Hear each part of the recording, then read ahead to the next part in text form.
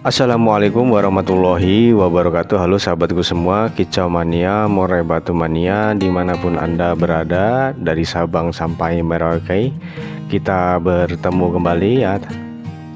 Pada kesempatan kali ini kita akan coba membantu menjawab pertanyaan yang masuk di kolom komentar, yaitu dari Om Aap Cigun. Beliau bertanya seperti ini. Assalamualaikum Om, mau nanya, aku punya murai nggak mau sama kroto.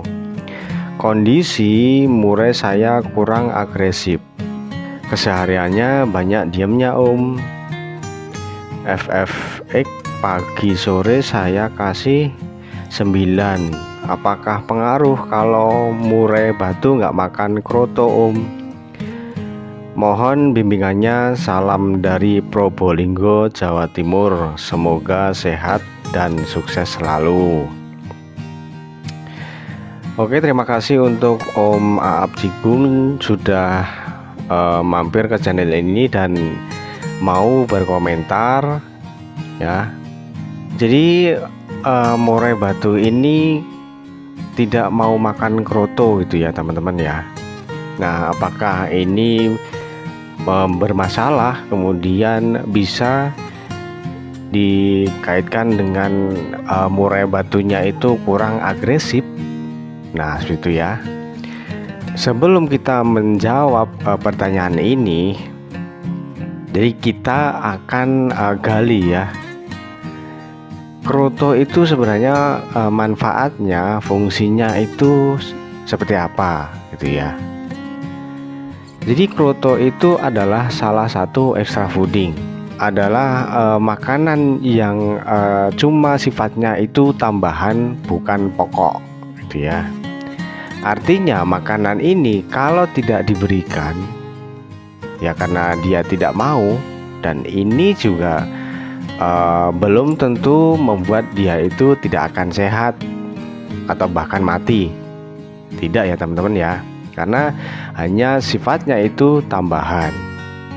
Nah, kalau sifatnya pokok bukan tambahan, nah ini harus kita berikan ya.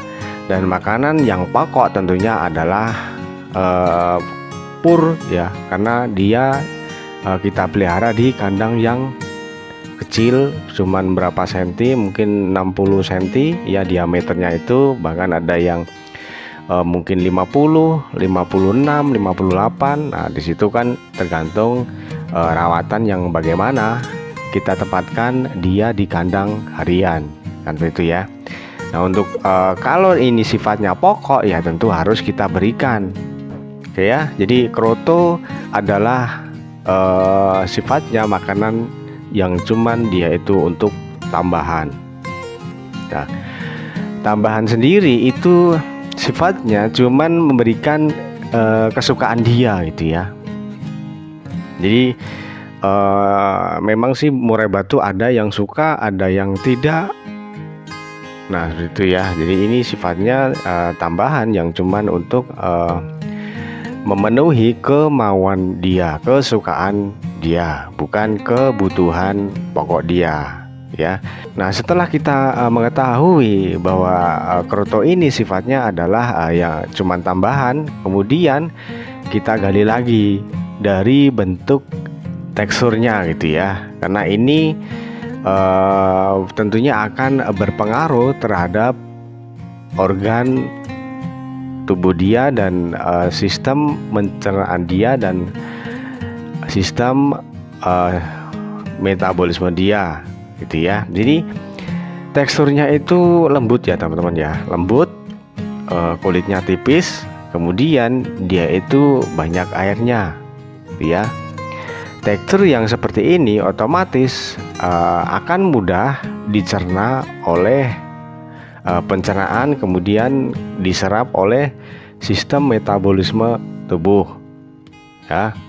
Dan banyak airnya itu efeknya ke tubuh burung murai batu tentunya adalah membuat dia adem gitu ya teman-teman ya. Dan ini otomatis akan memberikan efek suhu tubuh burung murai batu tersebut akan sedikit menurun.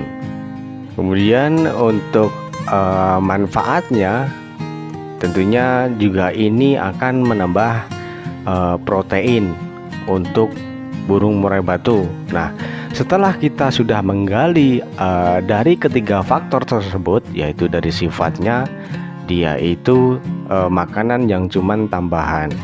Kemudian yang kedua, teksturnya itu lembut, banyak airnya. Kemudian efeknya ini bisa mengademkan, menurunkan suhu tubuh burung murai batu. Kemudian faktor yang ketiga, ya, dia menambah protein. Nah, dari ketiga faktor tersebut, ya, kita kaitkan untuk burung yang suka makan kroto, ya. Kemudian kalau kita kasihkan ke burung yang mengalami over protein ataupun kegemukan, ya, maka ini tidak akan cocok, gitu ya. Kemudian kroto ini akan kita berikan untuk burung murai batu yang seperti apa? Tentunya dia memiliki suhu tubuh yang tinggi. Burung murai batu yang bersuhu tubuh dia itu tinggi. Kemudian akan cocok ketika kita berikan untuk burung yang emosinya itu sedang meledak-ledak ataupun over emosi. Nah, kemudian kroto sendiri akan cocok ketika kita berikan untuk burung yang kekurangan protein, kekurangan asupan gizi. Nah, seperti itu ya. Nah, setelah kita tahu manfaatnya, kita kaitkan dengan pertanyaan selanjutnya, yaitu kesehariannya itu banyak diemnya Om, gitu ya. Oke ya. Nah, sampai sini teman-teman bisa memahami ya. Jadi banyak diemnya, kurang respon, kurang agresif gitu ya. Nah, kurang agresif ini bisa diartikan seperti apa dulu Om ya? Apakah dia itu tidak gacor di rumah? Nah, gitu ya.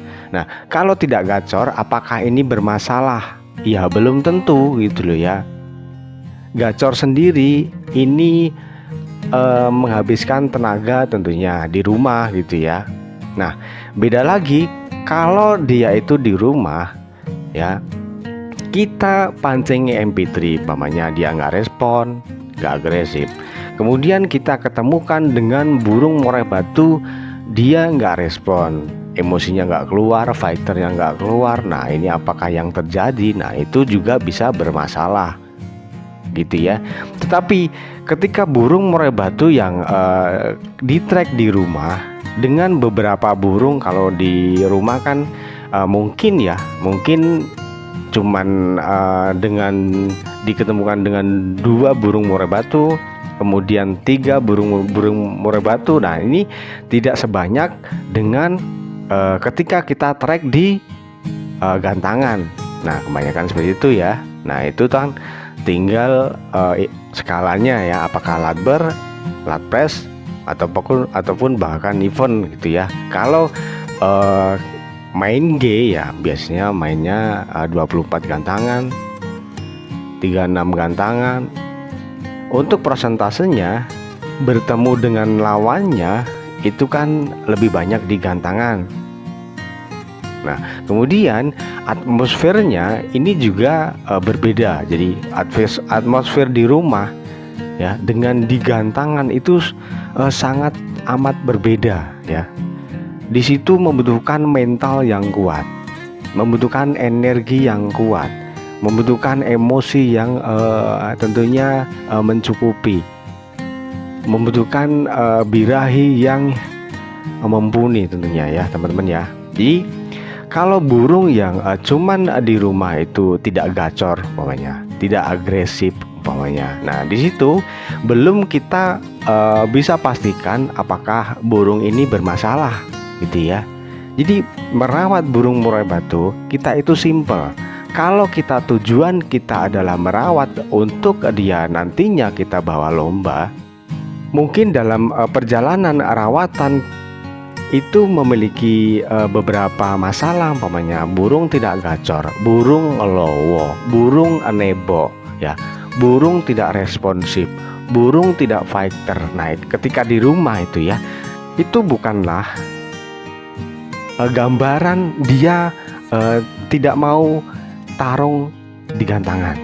Jadi itu bukan berarti ataupun belum tentu itu adalah masalah, ya. Yang harus kita lakukan tentunya kita tes ke latberan dulu lah sajalah ya. Jadi ya, mungkin cuman di pojokan gitu ya, kita bawa ke gantangan jauh dari murai batu. Biar apa? Biar dia itu kenal dengan atmosfer di gantangan gitu ya. Nah, kalau ketika kita pantau kok dianya mungkin dia itu emosinya tersedia, nah di situ kita bisa belikan tiket yang murah saja gitu ya, mungkin harga 20.000, 30.000. Nah, seperti itu ya. Jangan kalau mencoba pertama kali itu ke tiket yang gede, art price ataupun event mungkin. Nah, di situ ya. Karena biasanya untuk lat price, event, tiket besar, tiket mahal, nah itu kan ketemunya dengan murai batu yang mungkin itu sudah tua, jadi dia itu stabil gitu ya dalam dia bekerja di gantangan, karena dia sudah berprestasi berkali-kali, kemudian di EOA, EOB, EOC dia sudah stabil. Di situ berarti dia artinya dia sudah berpengalaman. Nah, kalau burung murai batu yang di kita itu baru pemula, nah itu kalau langsung ketemu dengan murai batu yang ibaratnya dia itu sudah senior gitu ya, nah itu juga bisa menyebabkan mental yang baru kita uji coba. Nah, di situ bisa ngedrop. Jadi dari yang terendah dulu lah ya, biar dia ketemu dengan lawan yang agak seimbang gitu ya. Jadi untuk jawaban pertanyaan ini, apakah murai batu kalau tidak doyan kroto apakah bermasalah? Tentu tidak, gitu ya. Seperti kita lah ya.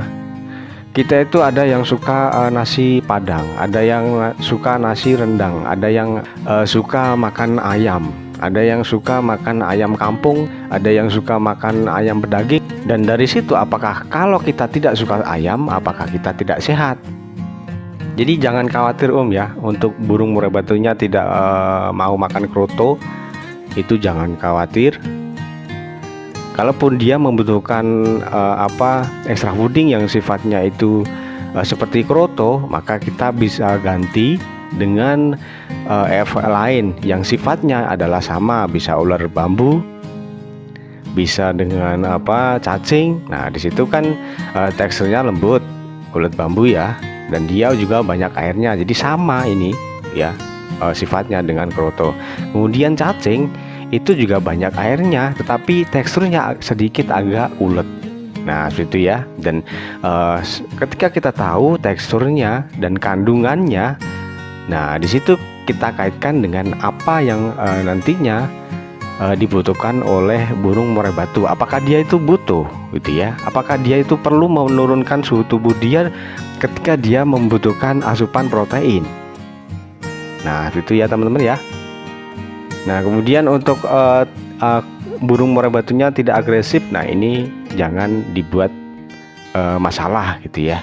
Pokoknya bawa aja ke gantangan, karena kita tujuannya ke gantangan bukan untuk gacoran ya. Kalau untuk gacoran ya tentunya ini bermasalah karena kurang agresif, kurang gacor. Nah, dari situ kita bisa cari rawatan yang satu arah. Nah, rawatan satu arah, kalau teman-teman mungkin belum mengetahui, nah ini bisa cek video di channel ini dan nantinya pasti akan ketemu di titik gacornya, gitu ya. Mungkin untuk pembahasan kali ini cukup sekian dulu, semoga bisa dipahami, semoga bermanfaat gitu ya untuk omnya dan untuk teman-teman semua. Mohon maaf bila ada kata-kata yang tidak berkenan. Sampai jumpa di video selanjutnya. Wassalamualaikum warahmatullahi wabarakatuh.